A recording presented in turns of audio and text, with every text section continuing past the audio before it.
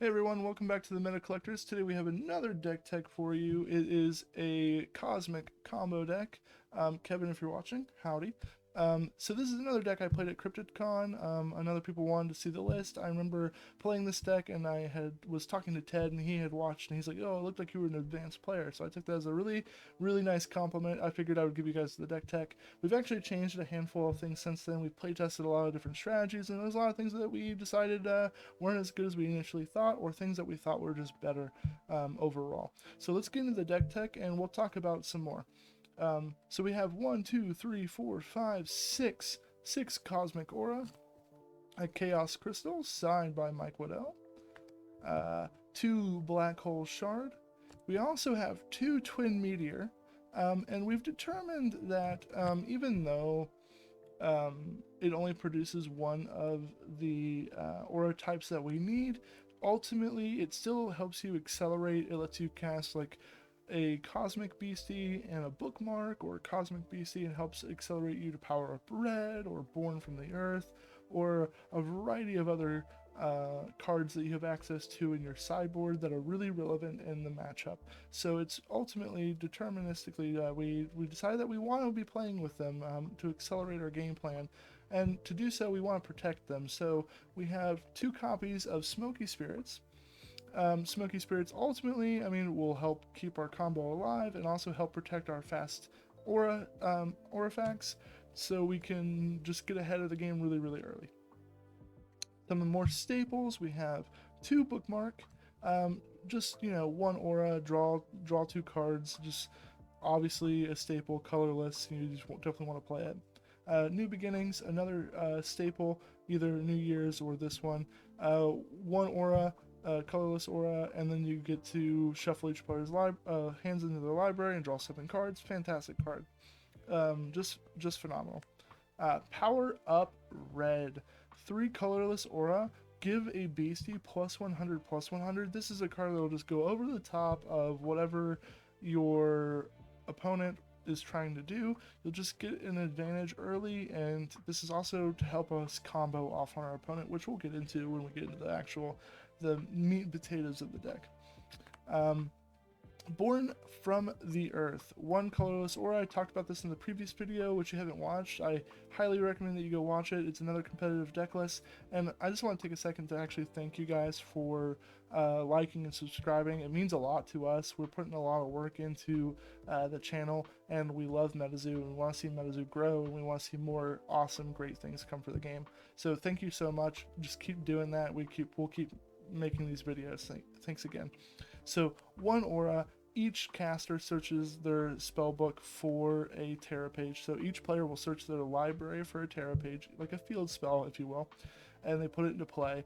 And then the next BCI contract on my turn will cost X less, where X is the number of Terra traits it has in play. So overall, this can help you accelerate, but at the same time, this will let you make your either BCs stronger or have higher life points. So really relevant.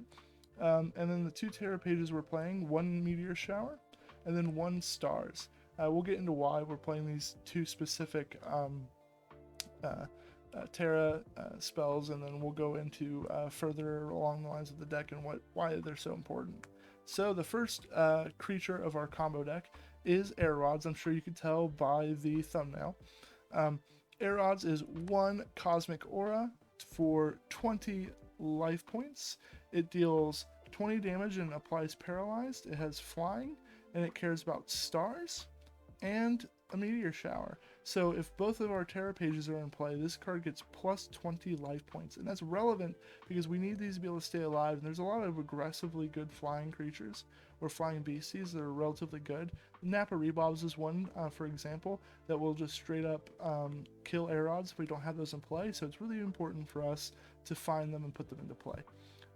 It also has a power. You tap it, you reveal the top card of your spellbook. If the top card of your spellbook is a Cosmic Beastie, you get to untap this, you get to untap a creature, put this on the bottom of your library, and bookmark that card. So you'll basically put this on the bottom, draw the beastie off the top, and then untap a beastie. Fantastic, which you can attack with again. So we're playing 9 copies of Air Rods. After that, we have Moon-Eyed People. Moon-Eyed People is 1 Cosmic Aura, 20 life points. It cares about nighttime and stars. Now, we don't have the nighttime, but maybe our opponent does. Maybe we cast Borne from the Earth and they search out and grab it, and it's beneficial to us. It deals 10 points and confusion. It's alright, but it also can fatigue itself. You look at the top 7 cards of your spellbook and you bookmark one of them. So we can find the last remaining combo piece we need, or this is a very aggressive creature at the beginning of the game because you can put it into play. If you get to untap it and you have stars, it deals 60 damage, which means it'll destroy any aura effect that your opponent has in play. It'll destroy a lot of various turn 1 creatures in play. So if they don't have like a lightning in a bottle or anything to protect what they're trying to set up at the beginning of the game, this can actually help us, and then we can use it later to find the combo pieces, or if they destroy our stars, it still is relevant in play. So we're playing all 4 copies of those. And then we're playing Dark Watchers, a card from Nightfall. They're a very good card from Nightfall. One of the key components for our combo deck. If you don't have these, I would look to pick these up from Nightfall. Very awesome card. 2 Cosmic Aura, 40 life points. It has the Spirit trait, which means it can't be the target of attacks. It has Dusk and Dawn. We're not really playing those, but maybe our opponent is. We never know. Could be. Not really the most relevant. We're not really attacking with this card all that often, but sometimes we do. So it deals 10 damage. It applies Paralyze and Confusion, which are both really good effects. But we're using it mostly for its power. You tap it, you reveal the top 3 pages of your spellbook, you add all Aura and Terra pages from among them to your hand, and you put the rest of it on top of your library in any order. And we'll get to why all of this works in unison here in a second. So we have 2 of those, and then we have Reptoid Ruler himself, 1 colorless, 3 cosmic, 80 life points. He has Fleet, which means he can be used the turn he comes into play, and he has Stone Skin. He deals 10 damage and applies Confusion, but really we're using him for these 2 incredibly awesome powers. I mean, the first power is tap it. All BC aliens you control gain tribal boost, which means they get +10/+10 for each other BC alien in play. This is huge. This is just a big, dumb spell that's just going to end the game almost when it comes down. But if you need to grind, you can grind with it, because you can tap it, roll a dice, and if it's a 3 or a 4, you get to awaken a BC, gain control of it, and you can attack it, and then it can't declare attacks until next turn. Really, really cool card. Great. You're really using it for the first power. Phenomenal card. Awesome card. And then the last card, we have 4 Tribal Warcries. 1 colorless aura. Equip the page, gets +10/+10 for each other creature type that's a non-tribal, each other creature type of the same type. So alien, we're basically giving our aliens tribal boost for 1 colorless aura. So how does this deck work? I mean, we've done the deck tech, but we need to understand what we're trying to accomplish, right? So let's get a little scenario out here. Let's say we have a Dark Watchers in play, and let's say we're trying to get as many air rods as we can. So let's say we have 3, and then let's say we don't have our Reptoid Ruler, but we have a Moon-Eyed People or something. This isn't a too uncommon of a board state. Maybe it's actually a second copy of Dark Watchers. But let's say we have our dream scenario here or something, or not our dream scenario, but a really good one. Let's say this is what our board looks like. Well, we have this in play. We have 3 air rods, a Dark Watchers, and a Moon-Eyed People. And let's say, let's just, for the sake of the tutorial of how the deck works, let's stack our deck like this. Ultimately, you would rather have like a Powerup Red over the Tribal Warcry, but this is just for understanding how the deck works. So we would activate our Dark Watchers before we wanted to do any type of attacking. So we would reveal the 3 cards from our library, and they're all, in this instance for the scenario, they're all alien BCs. So we can put them back in any order.